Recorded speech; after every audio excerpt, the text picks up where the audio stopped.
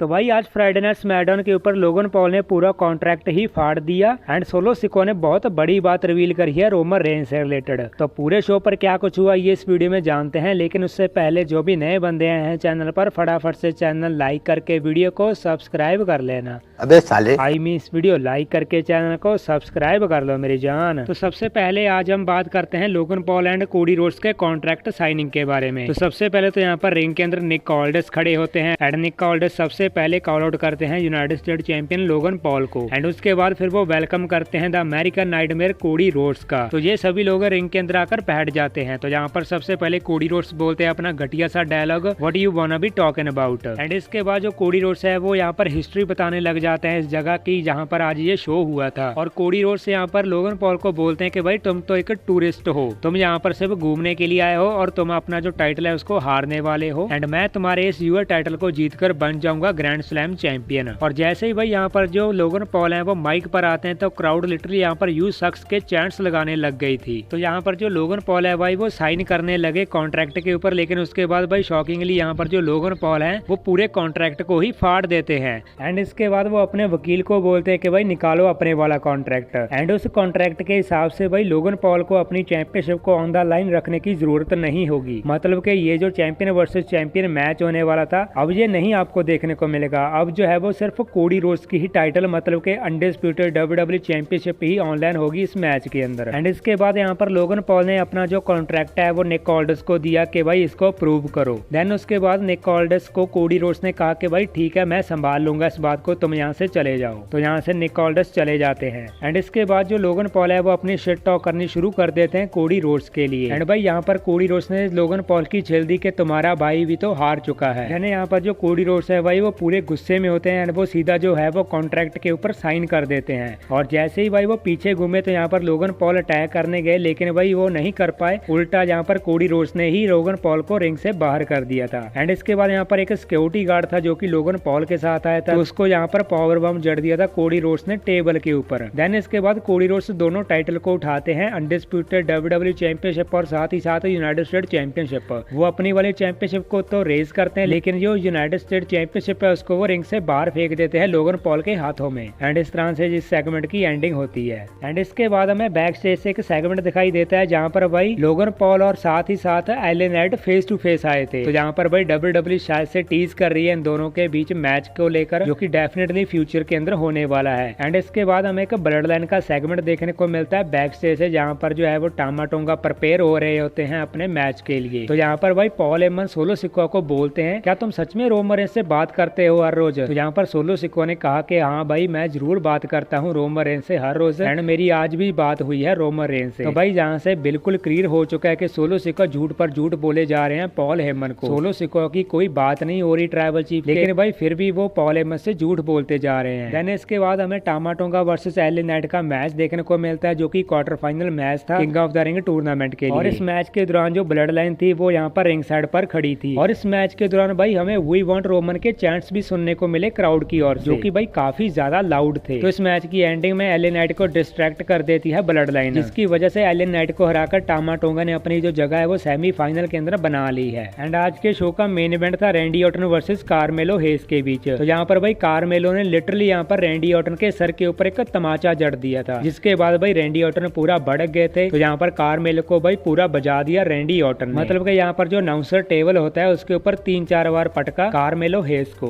तो भाई यहाँ पर जो कार्मेलो है वो रैंडी ऑर्टन के घुटने को ही टारगेट कर रहे थे बार बार। तो इस मैच की एंडिंग में सबसे पहले तो रैंडी ऑर्टन ने अपनी विंटेज डीडीटी जड़ी यहाँ पर कार्मेलो को एंड भाई उसके बाद जो आरक्यू जड़ी वो तो भाई लिटरली इतनी ज्यादा खतरनाक थी भाई कार्मेलो को मतलब के मिड एयर में ही पकड़ लिया जहाँ पर रैंडी ऑर्टन ने। और भाई आराम से यहाँ पर रैंडी ऑर्टन ने टाइम लिया एंड उसके बाद पिन किया और सीधा हरा दिया था कार्मेलो हेस। एंड अब रैंडी ऑर्टन वर्सेस टामाटोंगा का मैच होगा सेमीफाइनल के अंदर जो कि नेक्स्ट वीक होने वाला है। तो इस मैच की एंडिंग के बाद हमें यहाँ पर ब्लड लाइन भी आती हुई दिखती है जो कि कन्फ्रंट कर रही थी रैंडी ऑर्टन को। तो यहाँ पर रैंडी ऑर्टन माइक पर आकर बोलते हैं कि भाई तुम मुझे डराने के लिए आया हो यहाँ पर, मैं बिल्कुल भी नहीं डरने वाला तुम लोगों से, क्योंकि भाई शायद से तुम लोग जो है वो भूल चुके हो कि रैंडी ऑर्टन कौन है। Randy Orton 14 time world champion है एंड नेक्स्ट वीक में सऊदी के अंदर जो है वो टामाटोंगा को हराने वाला हूँ एंड मैं तुम लोगों को रेसलिंग वर्ल्ड के 3 सबसे खतरनाक वर्ड्स के बारे में बताऊंगा जो कि है RKO। तो इस तरह से आज के फ्राइडे नाइट स्मैकडाउन की एंडिंग होती है। तो मुझे तो काफी ज्यादा बड़ी बढ़िया लगा आज के फ्राइडे नाइट स्मैकडाउन का शो। आपको कैसे लगा सभी लोग कमेंट्स के अंदर जरूर बताना मुझे। अगर आपको वीडियो अच्छी लगी हो तो लाइक करना एंड साथ ही साथ सारे लोग चैनल को सब्सक्राइब ठोक देना मेरी जान।